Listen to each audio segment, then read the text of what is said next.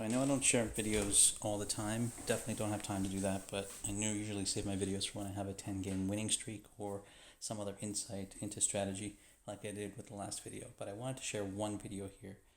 So here's my base layout, my warship layout for 5 engine rooms. I have 3 scattered, one here, and one here, with some defenses, kind of smattering of defenses all around. The key thing I was trying to focus on is that you couldn't shock 2 things at the same time. So for example, the shock launcher and these 2 rocket launchers and the flotsam cannon are not shockable in the same shock. So that was the key thing I was looking for. Not that the base is going to kill a lot of people, but the idea is that you waste GBE going through these defenses and you have nothing left over for this massive gauntlet of defenses right over here, right in front of the last 2 engine rooms. And as I've been playing, anecdotally, what I've seen is that people get the first 3 pretty quickly, and then they kind of take their time getting the last 2, which is the whole idea, is to try to get some wins that way. Also, what you don't see on the map here, which is really hilarious, is that there's shock mines behind all of these guys. There's a shock mine there, one there, one there, one there, etc. So it looks like there's no shock mines on the base, but you run into them, unless you have grenadiers, you run into them with your troops as you work your way through the base. So again, that slows things down. But anyway, getting back to what I wanted to show you guys. So here's the numbers on the victory that I just had. When you watch their base, it's actually a decent base layout with all these defenses over here and the damage amp covering the 3 rocket launchers, max level, and the flotsam cannon. It is the flotsam cannon, yes.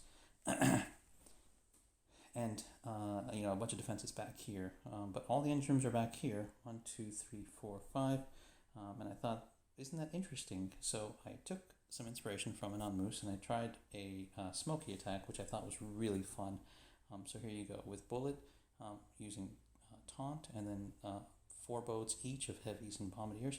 Just walk my way back and don't have to clear any mines, because bullet will absorb all those mines. If he takes a shock, that's even better, because he'll slow down so that the heavies and the bombardiers don't have to find those mines. So here you go.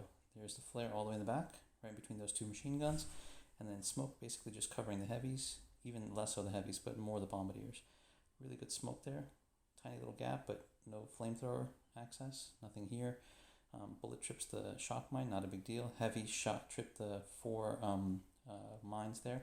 Again, a little bit of a gap smoke and walking all the way back. I had actually enough GBE to drop some critters in this last smoke here. The last 2 are simultaneously, so these 2 distract the defenses, and then 1 shock, and then just have the taunt, and my guy is just having at it. So after I kill these defenses, I get enough GBE for a 2nd shock on this shock launcher and the machine gun, and then as they burn through some engine rooms, I get enough GBE for the 3rd shock, which was really fun. Now you notice that these rocket launchers, these max level boosted rocket launchers, aren't in range of my troops until I go for that last engine room, and even then it's only the heavies.